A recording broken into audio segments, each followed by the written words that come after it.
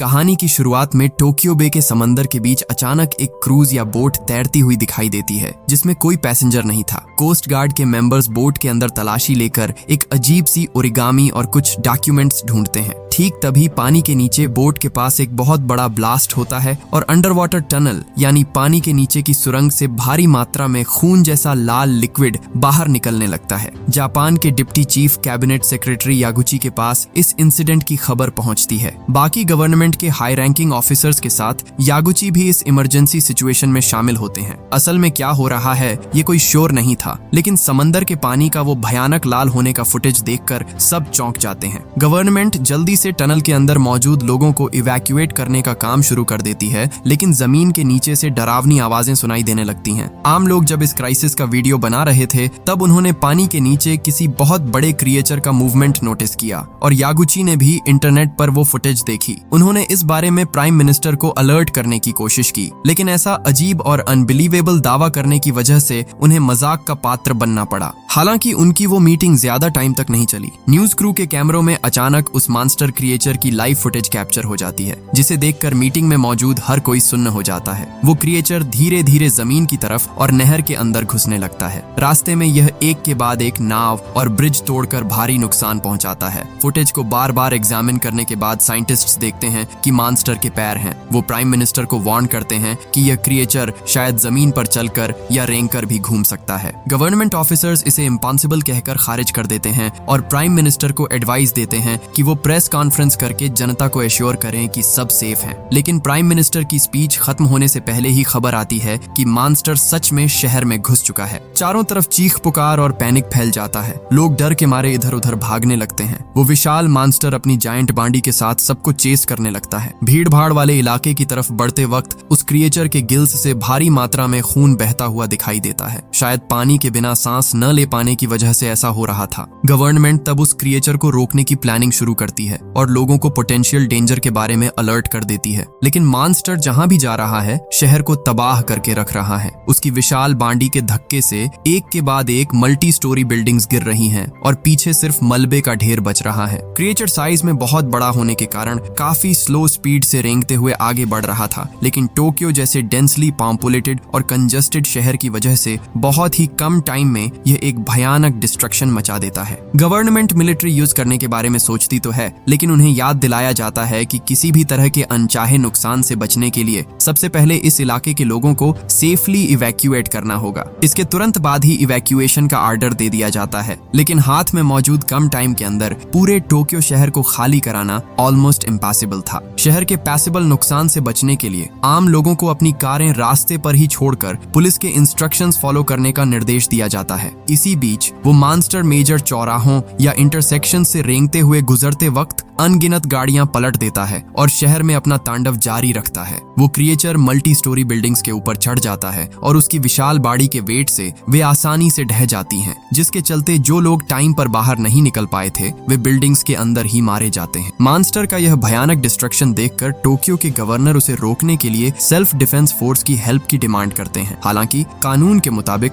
केवल किसी दूसरे देश के अटैक करने पर ही मिलिट्री का यूज पॉसिबल है। इसका मतलब यह था कि आर्मी डिप्लॉय करने के लिए प्राइम मिनिस्टर को कानून में एक स्पेशल एक्सेप्शन या छूट देनी होगी। इस अनप्रेसिडेंटेड सिचुएशन में जापान के लीडर मिलिट्री यूज करने के लिए रेडी हो जाते हैं और क्रिएचर को डिस्ट्रॉय करने के लिए हेलीकॉप्टर्स और उस एरिया को खाली कराने के लिए इन्फेंट्री भेजने का डिसीजन लेते हैं। वो विशाल मॉन्स्टर शहर के बीच से सब कुछ तोड़ते मरोड़ते आगे बढ़ता रहता है, लेकिन अचानक ही वह एक जगह रुक जाता है और जमीन पर गिर जाता है। शायद गिल्स से सांस न ले पाने की वजह से ही ऐसा हुआ था। लीडर्स समझ नहीं पा रहे थे कि ऐसा क्यों हुआ, लेकिन वे नोटिस करते हैं कि क्रिएचर अजीब बिहेवियर कर रहा है और अपने दोनों बड़े पैरों के बल पर सीधा खड़ा हो रहा है। धीरे धीरे मॉन्स्टर की बॉडी का कलर बदलकर और भी डार्क रेड होने लगता है और पहले के पंख जैसे हिस्सों से हाथ उगने लगते हैं। ये बहुत तेजी से ग्रो करता है और दहाड़ने से पहले ही साइज में ऑलमोस्ट डबल हो जाता है। इवोल्यूशन के अगले स्टेज में पहुंचकर वो क्रिएचर अब शहर की ज्यादातर बिल्डिंग्स से भी ऊंचा सिर उठाकर खड़ा हो जाता है और मेट्रोपोलिस की तरफ बढ़ने लगता है। सीधा खड़ा हो पाने की वजह से अब उसका मूवमेंट और भी ही फास्ट और फुर्तीला हो गया है। वह अपनी पूंछ से ट्रेन्स और कारों को खिलौनों की तरह फेंकने लगता है। ऐसे में हेलीकॉप्टर्स उस एरिया में पहुंचते हैं और क्रिएचर के करीब उड़ते हैं, लेकिन पायलट्स नोटिस करते हैं कि रिपोर्ट के डिस्क्रिप्शन के साथ इस मॉन्स्टर का लुक काफी अलग है। वे अटैक के लिए पोजीशन लेते हैं और कमांड या आर्डर का वेट करते हैं। एरिया खाली कराने का काम पूरा हो चुका है। ऐसी खबर मिलने के बाद प्राइम मिनिस्टर अटैक का आर्डर देते हैं, लेकिन ठीक तभी सोल्जर्स नोटिस करते हैं कि नीचे जमीन पर अभी भी कुछ लोग बाकी हैं। आम लोगों की जान खतरे में डालने और मिलिट्री के नाम पर दाग लगाने के लिए तैयार न होने के कारण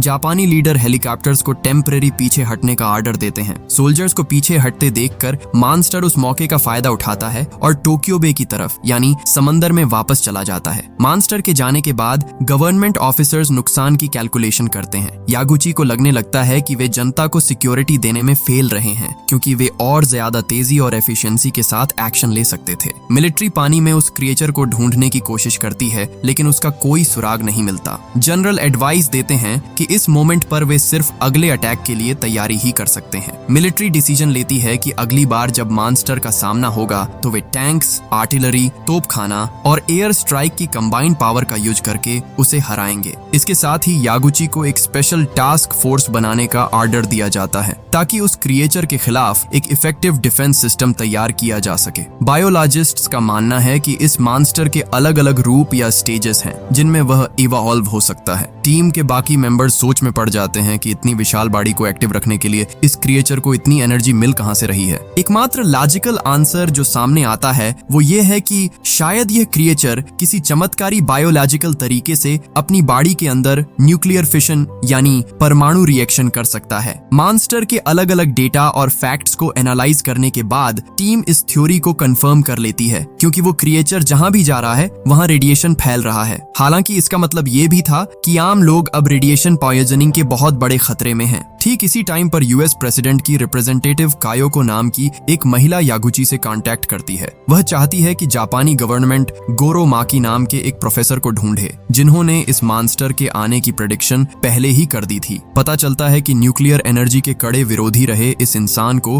गवर्नमेंट के खिलाफ बगावत करने की वजह से जापान से निकाल दिया गया था और मूवी की शुरुआत में समंदर में जो लावारिस बोट मिली थी उसके मालिक यही प्रोफेसर थे। उस क्रूज बोट में मिले प्रोफेसर के डॉक्यूमेंट्स यागुची को सौंपने के बाद कायोको उन्हें प्रोफेसर की कुछ इंपॉर्टेंट रिसर्च रिपोर्ट्स भी देती है। वहां प्रोफेसर ने इस मॉन्स्टर का नाम गॉडजिला रखा था, जिसका मतलब है भगवान का अवतार। कायोको की रिपोर्ट से पता चलता है कि इंसान लंबे समय से समंदर में भारी मात्रा में रेडियो एक्टिव वेस्ट फेंक रहा था। पानी के नीचे के एक क्रिएचर ने उस रेडिएशन के साथ खुद को ढाल लिया और वक्त के साथ वही उसके इस मॉन्स्टर्स इवोल्यूशन की वजह बन गया। कायोको डॉक्टर माकी का छोड़ा हुआ एक बड़ा डायग्राम भी दिखाती है, लेकिन वहां मौजूद कोई भी उसका मतलब नहीं समझ पा रहा था। यागुची तब अपनी टीम को इसे जल्दी एनालाइज करने का ऑर्डर देते हैं, क्योंकि इस डायग्राम के अंदर ही शायद गॉडजिला को हराने का असली सीक्रेट छुपा हुआ है। गॉडजिला के फैलाए हुए रेडिएशन को एनालाइज करने के बाद टीम हैरान होकर देखती है कि वहां एक ऐसा नया आइसोटोप या एटम मौजूद है जो हमारी पीरियोडिक टेबल में ही नहीं है। इससे पता चलता है कि गॉडजिला की बॉडी में कुछ ऐसे अननोन एलिमेंट्स हैं जो इंसानी सोच से परे हैं। उन्हें यह भी पता चलता है कि इस मॉन्स्टर की बॉडी में इंसानों से लगभग 8 गुना ज्यादा जेनेटिक इंफॉर्मेशन है और यह खुद ब खुद अपना म्यूटेशन या रूप बदलने में कैपेबल है, जो इसे इस प्लेनेट का सबसे ज्यादा इवॉल्व्ड क्रिएचर बनाता है। टीम का मानना है कि इस मॉन्स्टर का खून उसकी बॉडी के रेडिएशन के लिए एक कूलेंट यानी कूलिंग लिक्विड की तरह काम करता है और इसी वजह से रूप बदलने के तुरंत बाद अपनी बॉडी को ठंडा करने के लिए गॉडजिला जल्दबाजी में समंदर में वापस चला गया था। थ्योरेटिकली अगर वे किसी तरह मॉन्स्टर को उसकी बॉडी की सारी न्यूक्लियर एनर्जी यूज करने पर मजबूर कर सकें और फिर उसकी बॉडी में कोआगुलेंट यानी खून जमाने वाली दवा इंजेक्ट कर दें, तो गॉडजिला अपने खुद के कूलिंग सिस्टम की वजह से ही जमकर बर्फ हो जाएगा। लेकिन उनकी यह प्लानिंग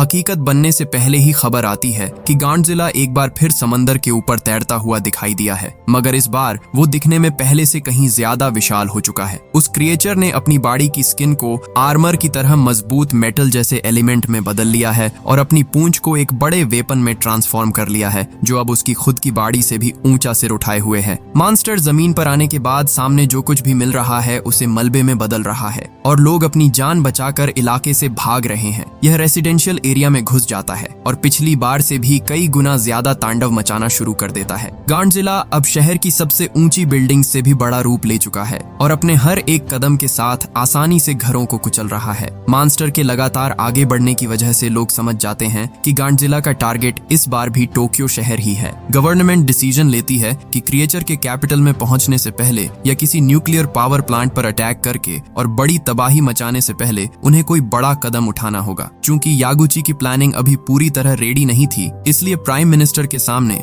जापानी मिलिट्री की पूरी ताकत गॉडजिला के खिलाफ उतारने के अलावा और कोई रास्ता नहीं था। आर्मी मॉन्स्टर को रोकने की तैयारी शुरू कर देती है और प्लानिंग के मुताबिक लाइन से टैंक्स डिप्लॉय कर दिए जाते हैं। अटैक के पहले फेज में हेलीकॉप्टर्स को भेजा जाता है और वे ऑटो कैनन से मॉन्स्टर के चेहरे को टारगेट करके लगातार गोलियां बरसाना शुरू कर देते हैं। लेकिन जब यह अटैक पूरी तरह फेल हो जाता है तो वे और भारी बारूद का यूज करते हैं। फिर भी गॉडजिला का कुछ नहीं बिगड़ता। सिचुएशन बिगड़ती देखकर प्राइम मिनिस्टर मिलिट्री के सारे वेपन्स यूज करने की परमिशन दे देते हैं। इसके तुरंत बाद फाइटर जेट्स मॉन्स्टर के चेहरे को निशाना बनाकर ताबड़तोड़ मिसाइलें दागना शुरू कर देते हैं, जिससे उसका पूरा सिर एक के बाद एक भयंकर ब्लास्ट से कांप उठता है। लेकिन जब चारों तरफ का धुआं थोड़ा साफ होता है तो लोग यह देखकर हैरान रह जाते हैं कि एयर फोर्स के इतने खतरनाक और लगातार हमलों के बाद भी गॉडजिला पूरी तरह सेफ और सही सलामत हालत में धुएं के बीच से बाहर आ रहा है। पहली प्लानिंग फेल होने के बाद मिलिट्री प्लान बी शुरू करती है और सभी टैंक्स को क्रिएचर के पैरों को निशाना बनाकर फायर करने का ऑर्डर देती है, जिसके चलते वहां लगातार ब्लास्ट्स होने लगते हैं। इसी के साथ आर्टिलरी भी मॉन्स्टर के चेहरे को टारगेट करके डिस्ट्रक्टिव अटैक करती है। लेकिन विशाल गॉडजिला बिना किसी नुकसान के साइन के आगे बढ़ता रहता है। हालांकि लगातार हो रहे इन हमलों की वजह से ब्रिज या पुल के पास पहुंचते पहुंचते मॉन्स्टर की स्पीड थोड़ी कम हो जाती है। मिलिट्री तब गॉडजिला के खिलाफ अपना सबसे घातक वेपन यूज करने का डिसीजन लेती है। फाइटर जेट्स मॉन्स्टर के ऊपर एक के बाद एक पावरफुल बम गिराना शुरू कर देते हैं और एक भयंकर ब्लास्ट में पूरा मॉन्स्टर ढक जाता है। उनके लगातार बम गिराने से चारों तरफ का इलाका तेज धमाकों से कांप उठता है और एक पॉइंट पर मॉन्स्टर अपना रास्ता बदलने पर मजबूर हो जाता है। लेकिन इन हमलों ने मॉन्स्टर को सिर्फ और सिर्फ गुस्सा दिलाया। गुस्से में तमतमाया गॉडजिला पूरा का पूरा ब्रिज उखाड़कर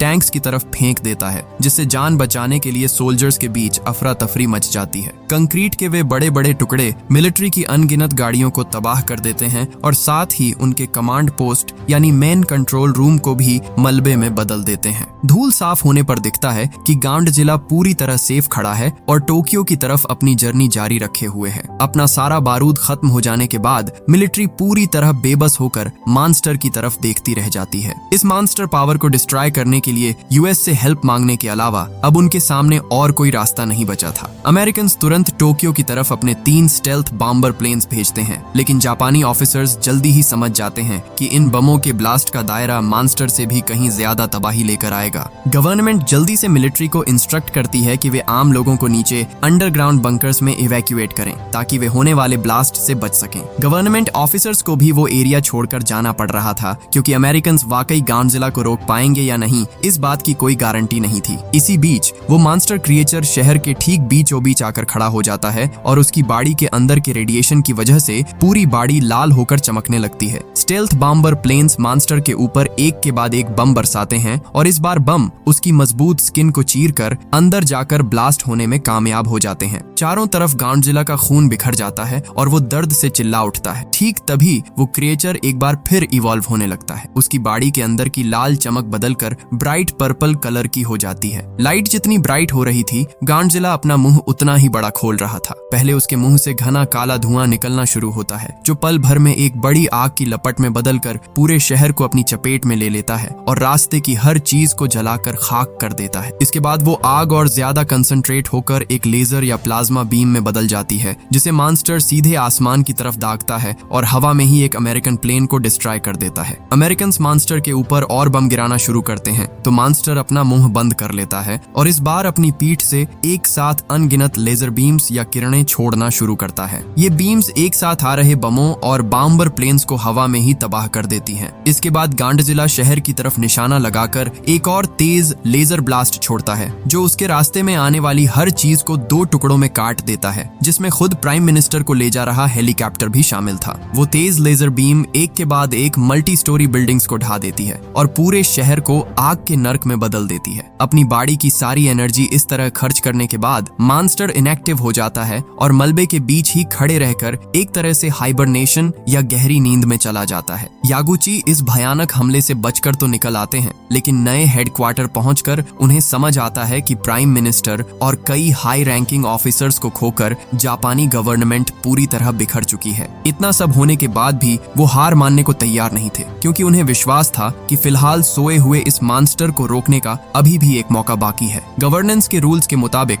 जल्दी ही एक नए प्राइम मिनिस्टर को अपॉइंट किया जाता है, लेकिन इस भयंकर क्राइसिस के मोमेंट पर कोई भी अपनी मर्जी से लीडरशिप का यह भारी बोझ अपने कंधों पर नहीं उठाना चाहता था। फॉर्च्यूनरली यागुची की टीम के ज्यादातर मेंबर्स टोक्यो के उस अटैक से बच गए थे। यागुची सबसे रिक्वेस्ट करते हैं कि वे जापान को और बड़े डिस्ट्रक्शन से बचाने के लिए अपना बेस्ट एफर्ट दें। टीम तब अलग अलग कंपनियों से कई तरह के कोआगुलेंट यानी खून जमाने वाले केमिकल एलिमेंट्स कलेक्ट करना शुरू करती है और साथ ही शहर से मॉन्स्टर के डीएनए सैंपल्स भी जुटाती है। यूएस गवर्नमेंट भी इस टीम के साथ जॉइंटली काम करने की डिमांड करती है। मॉन्स्टर के ब्लड सैंपल्स टेस्ट करके वे डिस्कवर करते हैं कि यह क्रिएचर बिना किसी पार्टनर के खुद ब खुद रिप्रोडक्शन कर सकता है और इस तरह पूरी दुनिया में फैल सकता है। ये खबर अमेरिकन साइंटिस्ट्स के कानों तक पहुंचते ही वे तुरंत अपनी गवर्नमेंट को रिपोर्ट करते हैं। इसके चलते गांडजिला को डिस्ट्रॉय करने के लिए आखिर में एक पावरफुल थर्मोन्यूक्लियर बम यानी परमाणु बम गिराने का फाइनल डिसीजन लिया जाता है। वे कैलकुलेट करते हैं कि अगर मॉन्स्टर जिंदा रहा तो फ्यूचर में यह नॉर्थ अमेरिका के लिए भी बहुत बड़ा थ्रेट बन जाएगा और इसीलिए यूनाइटेड नेशंस भी इस कड़े कदम पर एग्री हो जाता है। हालांकि यागुची का मानना था कि मॉन्स्टर को फ्रीज करने की जो उनकी प्लानिंग है उससे अभी भी टोक्यो को बचाया जा सकता है, क्योंकि परमाणु बम गिराने से पहले यूनाइटेड नेशंस शहर से लोगों को इवैक्यूएट करने के लिए जापान को थोड़ा टाइम देने पर मजबूर है। टीम तब बहुत तेजी से काम शुरू कर देती है, क्योंकि उन्हें भारी मात्रा में कोआगुलेंट यानी जमाने वाले केमिकल और उन केमिकल्स को मॉन्स्टर की बॉडी में पुश करने के लिए सही इक्विपमेंट्स की जरूरत थी। लेकिन उनके लिए सबसे बड़ी पहेली डॉक्टर माकी का छोड़ा हुआ वो डायग्राम समझना था। प्रोफेसर की छोड़ी हुई उस ओरिगामी यानी पेपर आर्ट की तरफ काफी देर तक देखने के बाद वे फाइनली समझ जाते हैं कि वो डायग्राम असल में 3 डायमेंशनल है और इसका असली मतलब निकालने के लिए पेपर को सही तरीके से फोल्ड करना होगा। उन्हें पता चलता है कि गांडजिला को जिंदा रहने के लिए असल में रेडियो एक्टिव वेस्ट की जरूरत नहीं थी, बल्कि वह नॉर्मल पानी और ऑक्सीजन लेकर ही अपनी बॉडी के अंदर वो पावरफुल आइसोटोप बना रहा था। यह मॉन्स्टर जितना मानव जाति के लिए सबसे बड़ा खतरा है, उतना ही इसके अंदर इंसानों की मुक्ति का रास्ता भी छुपा है, क्योंकि यह पानी को सीधे प्योर एनर्जी में ट्रांसफॉर्म कर सकता है। हालांकि इसका मतलब यह भी था कि नॉर्मल कोआगुलेंट शायद इस क्रिएचर की बॉडी पर काम नहीं करेगा, इसलिए अपने बनाए केमिकल सॉल्यूशन को इफेक्टिव बनाने के लिए मॉन्स्टर के मॉलिक्यूलर स्ट्रक्चर को बारीकी से समझना उनके लिए बेहद जरूरी हो जाता है। बाकी कंट्रीज के साथ कोऑपरेट करके उनके क्वांटम कंप्यूटर्स को एक साथ जोड़ने के बाद टीम आखिरकार मॉन्स्टर के उन यूनिक एलिमेंट्स का सीक्रेट समझने में कामयाब हो जाती है और अपनी प्लानिंग के मुताबिक केमिकल सॉल्यूशन में जरूरी चेंजेस करती है। कायोको खुद भी पर्सनली जापान में रुकने का डिसीजन लेती है और इस काम में हेल्प करने के लिए यूएस से भारी मात्रा में ड्रोन्स और वेपन्स का अरेंजमेंट करवाती है। ठीक जिस दिन न्यूक्लियर अटैक होना था उसके एक दिन पहले जापानी गवर्नमेंट मॉन्स्टर को काबू करके अपनी कंट्री को बचाने की फाइनल प्लानिंग शुरू कर देती है। वे बारूद से भरी कई पूरी की पूरी ट्रेन्स उस जायंट क्रिएचर की तरफ दौड़ा देते हैं। ट्रेन्स के टकराने से भयंकर ब्लास्ट होता है, जिसके चलते वो मॉन्स्टर अपनी गहरी नींद या हाइबरनेशन से जाग जाता है। इसके बाद झुंड के झुंड ड्रोन्स गांडजिला की तरफ भेजे जाते हैं। ड्रोन्स जब एक के बाद एक उसके ऊपर बम गिराना शुरू करते हैं तो मॉन्स्टर मजबूर होकर उन मशीनों की तरफ लेजर छोड़ने लगता है। इससे उसकी बॉडी के अंदर की एनर्जी तेजी से खर्च होने लगती है। इस अटैक की वजह से आसपास की मल्टी स्टोरी बिल्डिंग्स और अनगिनत ड्रोन्स तबाह हो जाते हैं, लेकिन लगातार लेजर छोड़ने की वजह से एक पॉइंट पर मॉन्स्टर के अंदर की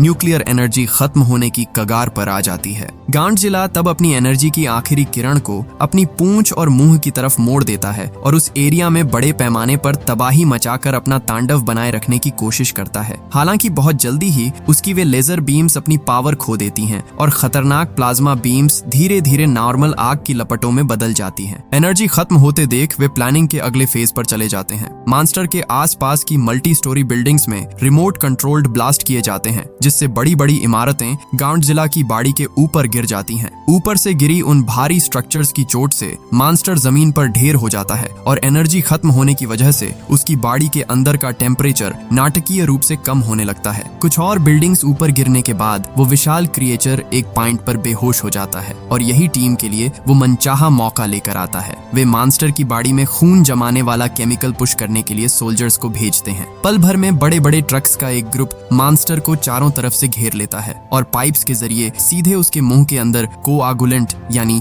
जमाने वाला केमिकल इंजेक्ट करना शुरू कर देता है। लेकिन जरूरी क्वांटिटी का सिर्फ 20% देना ही खत्म हुआ था कि उस क्रिएचर को दोबारा होश आ जाता है। गांडजिला अपना मुंह खोलकर ट्रक्स की तरफ गुस्से में प्लाज्मा बीम छोड़ता है, जिससे पूरा इलाका आग में बह जाता है और वहां मौजूद हर कोई मौके पर ही मारा जाता है। मॉन्स्टर तब वहां से भागने की कोशिश करता है, लेकिन उसे रोकने के लिए दोबारा बारूद से भरी ट्रेन्स भेजी जाती हैं। ट्रेन्स आकर सीधे मॉन्स्टर की बाड़ी से टकराती हैं और एक के बाद एक तेज धमाकों से वो क्रिएचर एक बार फिर जमीन पर गिरने के लिए मजबूर हो जाता है। इस मौके का फायदा उठाकर कुछ और ट्रक्स आकर मॉन्स्टर को चारों तरफ से घेर लेते हैं और फिर से उसके मुंह में केमिकल इंजेक्ट करना शुरू करते हैं। इस बार कोई गलती नहीं हुई, वे सक्सेसफुली केमिकल का पूरा डोज गांडजिला की बाड़ी में पुश करने में कामयाब हो जाते हैं। लेकिन सबको हैरान करते हुए वो क्रिएचर एक बार फिर जाग जाता है और सीधा खड़ा होते वक्त आसपास की गाड़ियों को कुचलकर टुकड़े टुकड़े कर देता है। इलाका छोड़कर भागने की कोशिश करते समय उसकी बाड़ी एक बार फिर पर्पल कलर में चमकने लगती है। मॉन्स्टर आखिरी बार एक भयानक दहाड़ मारता है और ठीक तभी उसकी पूरी बाड़ी के साथ साथ उसकी स्किन भी जमकर बर्फ होने लगती है। आखिरकार गांडजिला का मूवमेंट पूरी तरह बंद हो जाता है, क्योंकि उसकी बाड़ी के अंदर का टेम्परेचर घटकर -200 डिग्री के करीब पहुंच गया था। अपनी इस अनबिलीवेबल सक्सेस को देखकर वहां मौजूद हर कोई सन्न रह जाता है और चारों तरफ एक सन्नाटा छा जाता है। बाद में साइंटिस्ट्स डिस्कवर करते हैं कि गांडजिला के फैलाए उस आइसोटोप की हाफ लाइफ सिर्फ 20 दिन है, जिसका मतलब यह था कि टोक्यो के सिटीजन्स बहुत जल्दी ही अपने अपने घरों में वापस लौट सकेंगे। दूसरी तरफ इंटरिम गवर्नमेंट के प्राइम मिनिस्टर सहित बाकी ऑफिसर्स रिजाइन कर देते हैं,